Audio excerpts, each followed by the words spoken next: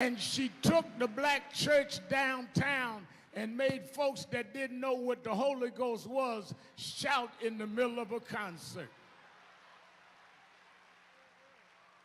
You never saw her perform without her doing gospel, because she never was a one to forget where she came from.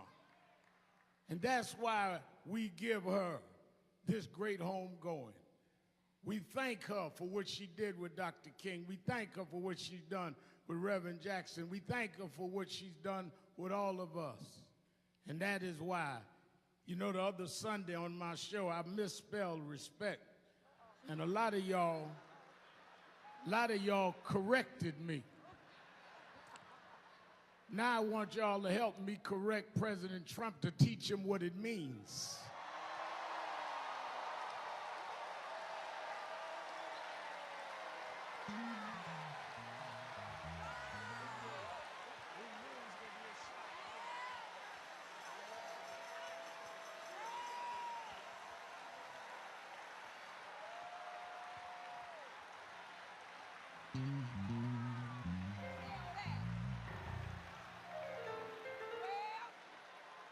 And I say that because when word had went out that Miss Franklin passed, Trump said she used to work for me. No, she used to perform for you. She worked for us.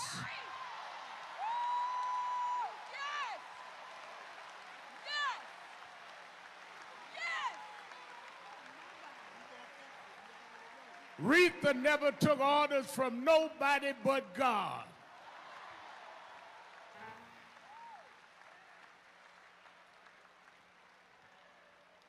So Aretha, as you get your rest,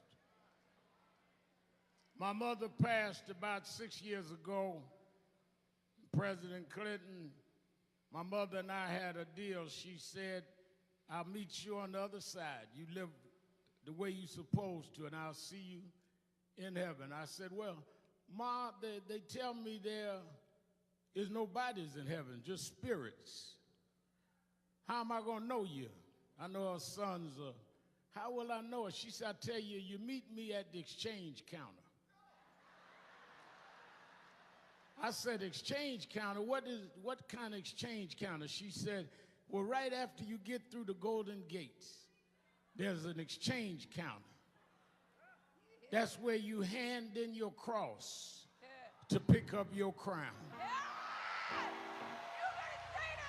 We watched Aretha bear her cross down here. She had to sing with a broken heart. She had to work when she didn't get paid. She was a black woman in a white man's world. She bared her cross. She fought a good fight. Now it's time to crown the queen. I'll see you at the exchange counter where you can now hand in your cross. Ain't no cancer over there, Aretha. Hand in your cross and pick up your crown.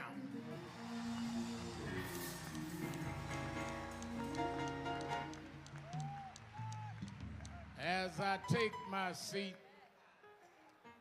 I've been asked to read this.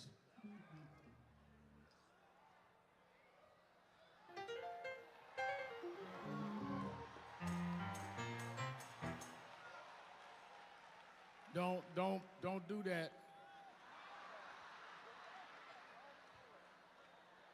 Because I only have 5 minutes and y'all will make me go into something else.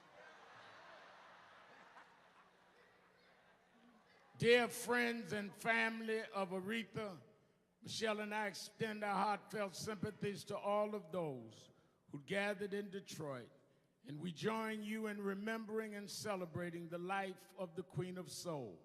From a young age, Aretha Franklin rocked the world of anyone who had the pleasure of hearing her voice, whether bringing people together through thrilling intersections of genres or advancing important causes through the power of song. Aretha's work reflected the very best of the American story in all of its hope and heart, its boldness, and its unmistakable beauty. In the example she set both as an artist and a citizen, Aretha embodied those most revered virtues of forgiveness and reconciliation, while the music she made captured some of our deepest human desires, namely affection and respect. And through her voice, her own voice, Aretha lifted those of millions, empowering and inspiring the vulnerable, the downtrodden, and everyone who may have just needed a little love. Aretha truly was one of a kind, and as you pay tribute, know we'll be saying a little prayer for you, and we'll be thinking of all of Aretha's loved ones in the days and weeks to come. Sincerely, Barack Obama, 44th President of the United States.